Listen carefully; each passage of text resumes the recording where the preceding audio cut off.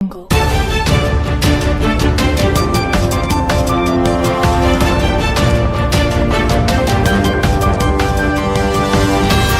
Jungle.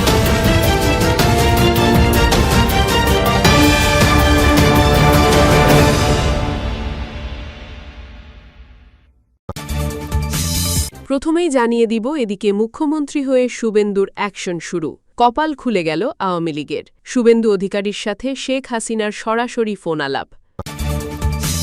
এবার জানিয়ে দিব চট্টগ্রাম কক্সবাজার মহাসড়কে ২ বাসের মুখোমুখি সংঘর্ষে নিহত।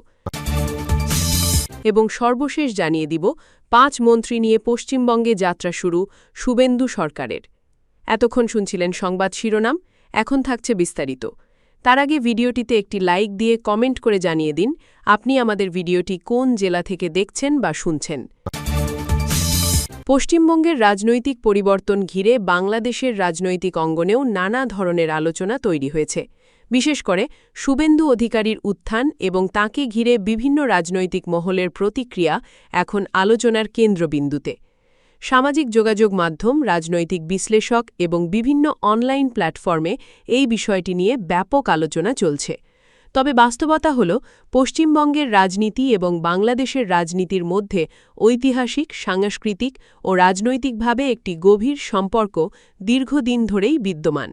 ফলে পশ্চিমবঙ্গের কোনো রাজনৈতিক পরিবর্তন বাংলাদেশেও আলোচনার জন্ম দেয়, এটাই স্বাভাবিক।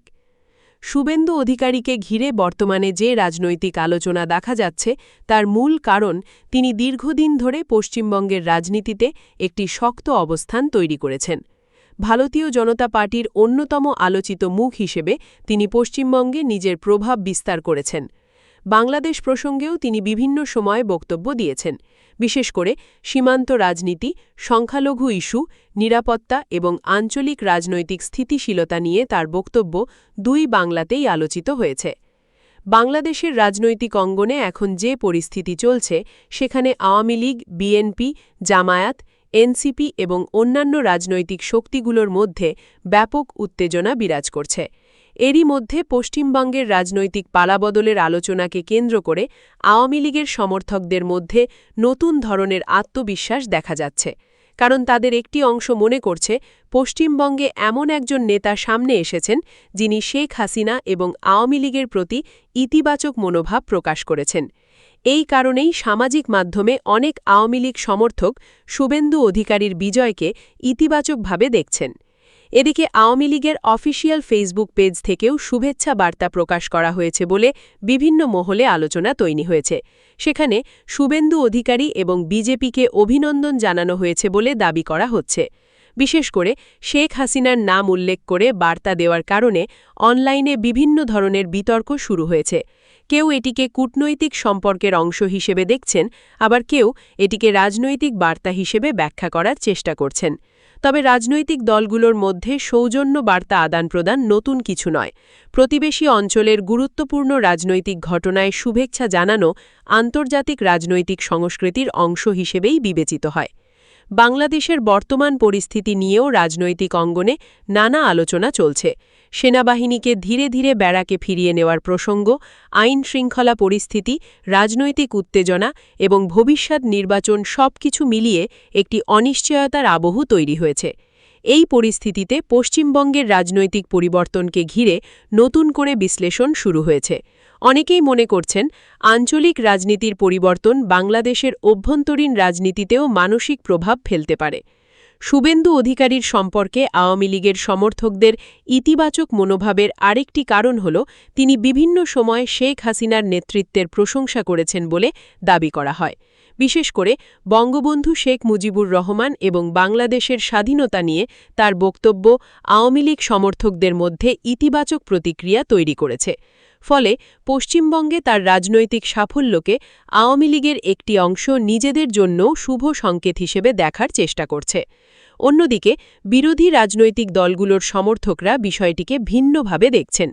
তাদের মতে পশ্চিমবঙ্গের রাজনীতি ভারতের অভ্যন্তরীণ বিষয় এবং সেটিকে বাংলাদেশের রাজনীতির সঙ্গে সরাসরি মিলিয়ে দেখা ঠিক হবে না। তাদের মতে বাংলাদেশের রাজনীতি বাংলাদেশের জনগণের সিদ্ধান্তেই নির্ধারিত হবে।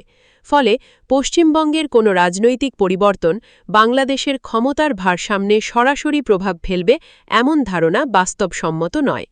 তবে এটাও সত্য যে দুই বাংলার মানুষের মধ্যে সাংস্কৃতিক ও আবেগগত সম্পর্ক অনেক গভীর।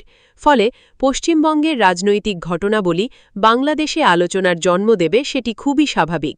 সামাজিক যোগাযোগ মাধ্যমের যুগে এই আলোচনা আরও দ্রুত ছড়িয়ে পড়ে।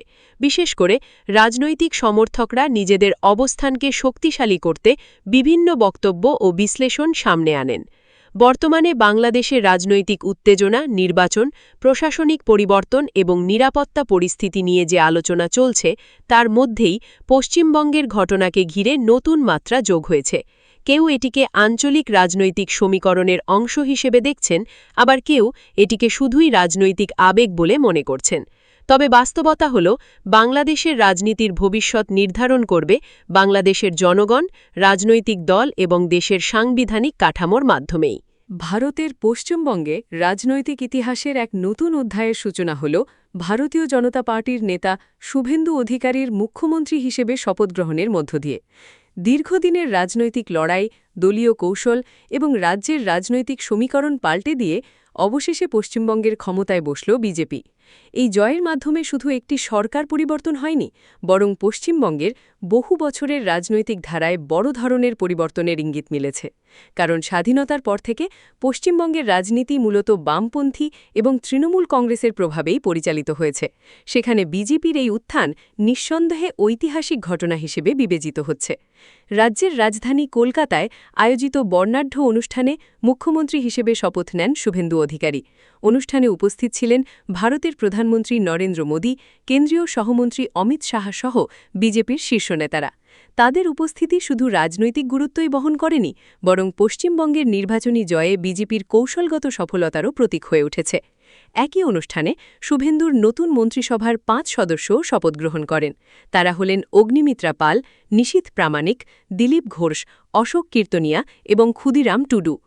এই 5 নেতাকে নিয়ে গঠিত প্রাথমিক মন্ত্রিসভা থেকেই স্পষ্ট হয়ে উঠেছে যে বিজেপি পশ্চিমবঙ্গের বিভিন্ন অঞ্চল এবং সম্প্রদায়ের প্রতিনিধিত্ব নিশ্চিত করতে চেয়েছে। অগ্নিমিত্রা পাল দীর্ঘদিন ধরে বিজেপির নারী নেতৃত্বের গুরুত্বপূর্ণ মুখ হিসেবে পরিচিত। নিশীথ প্রামাণিক উত্তরবঙ্গের রাজনীতিতে প্রভাবশালী নেতা।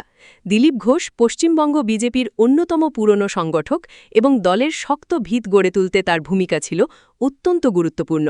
অন্যদিকে অশোক কীর্তনিয়া ও ক্ষুদিরাম টুডুকে অন্তর্ভুক্ত করে গ্রামীণ ও আদিবাসী জনগোষ্ঠীর দিকেও বিশেষ বার্তা দেওয়ার চেষ্টা করেছে নতুন সরকার। পশ্চিমবঙ্গের রাজনৈতিক ইতিহাস বরাবরই নাটকীয়তায় ভরা। একসময় এই রাজ্যে টানা কয়েক দশক শাসন করেছে বামফ্রন্ট। কমিউনিস্ট আদর্শ ও সংগঠনের শক্তির কারণে পশ্চিমবঙ্গকে ভারতের বাম রাজনীতির দুর্গ বলা হতো। পরে রাজনৈতিক পরিবর্তনের ঢেউ তুলে ক্ষমতায় আসেন মমতা বন্দ্যোপাধ্যায়। তার নেতৃত্বে তৃণমূল কংগ্রেস প্রায় 1.5 দশক রাজ্য শাসন করে। সাধারণ মানুষের সঙ্গে সংযোগ, তৃণমূল পর্যায়ের সংগঠন এবং জনমুখী রাজনীতির মাধ্যমে মমতা নিজের অবস্থান শক্তিশালী করেছিলেন। কিন্তু সময়ের সঙ্গে সঙ্গে পশ্চিমবঙ্গের রাজনীতিতে পরিবর্তনের হাওয়া বইতে শুরু করে।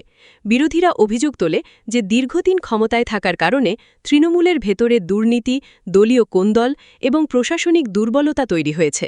এই পরিস্থিতিকে কাজে লাগিয়ে বিজেপি ধীরে ধীরে নিজেদের সাংগঠনিক শক্তি বৃদ্ধি করে। বিশেষ করে জাতীয় রাজনীতিতে নরেন্দ্র মোদীর জনপ্রিয়তা এবং অমিত শাহের নির্বাচনী কৌশল পশ্চিমবঙ্গে বিজেপির বিস্তারে বড় ভূমিকা পালন করে। এই পুরো রাজনৈতিক পরিবর্তনের অন্যতম কেন্দ্রীয় চরিত্র শুভেন্দু অধিকারী। একসময় তিনি ছিলেন মমতা বন্দ্যোপাধ্যায়ের অত্যন্ত ঘনিষ্ঠ সহযোগী। তৃণমূল কংগ্রেসের সংগঠন শক্তিশালী করতে তার ভূমিকা ছিল গুরুত্বপূর্ণ। বিশেষ করে নন্দীগ্রাম আন্দোলনের সময় শুভেন্দুর রাজনৈতিক উত্থান সারা ভারতে আলোচিত হয়েছিল। সেই আন্দোলনই একসময় মমতা বন্দ্যোপাধ্যায়ের ক্ষমতায় যাওয়ার পথ তৈরি করেছিল। ফলে দীর্ঘদিন তাকে মমতার ডান হাত হিসেবেই দেখা হতো। তবে রাজনৈতিক বাস্তবতা সময়ের সঙ্গে বদলে যায়। তৃণমূল কংগ্রেসের অভ্যন্তরে মতপার্থক্য বাড়তে থাকলে শুভেন্দু অধিকারী ধীরে ধীরে দল থেকে দূরে সরে যান।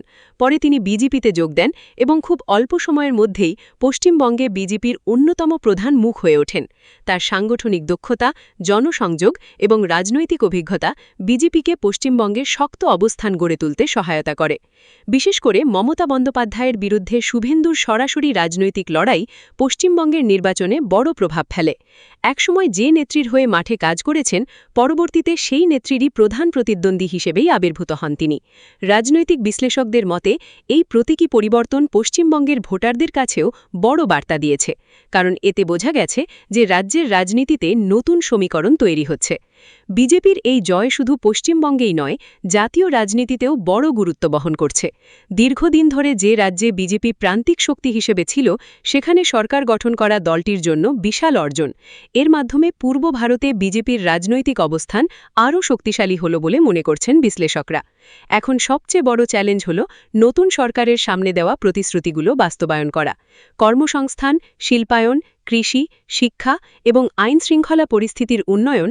এসব ইস্যুতেই জনগণ নতুন সরকারের দিকে তাকিয়ে আছে একই সঙ্গে রাজনৈতিক প্রতিহিংসা পরিহার করে প্রশাসনিক স্থিতিশীলতা বজায় রাখাও হবে বড় পরীক্ষা সব মিলিয়ে শুভেন্দু অধিকারীর মুখ্যমন্ত্রী হিসেবে শপথ গ্রহণ পশ্চিমবঙ্গের রাজনীতিতে একটি ঐতিহাসিক মুহূর্ত হিসেবে দেখা হচ্ছে একসময় মমতা বন্দ্যোপাধ্যায়ের ঘনিষ্ঠ সহযোগী থেকে আজ রাজ্যের মুখ্যমন্ত্রী এই যাত্রা যেমন নাটকীয় তেমনি ভারতের গণতান্ত্রিক রাজনীতির পরিবর্তনশীল চরিত্রেরও বড় উদাহরণ পশ্চিমবঙ্গ এখন নতুন রাজনৈতিক অধ্যায়ে প্রবেশ করেছে আর সেই অধ্যায়ের কেন্দ্রবিন্দুতে রয়েছেন শুভেন্দু অধিকারী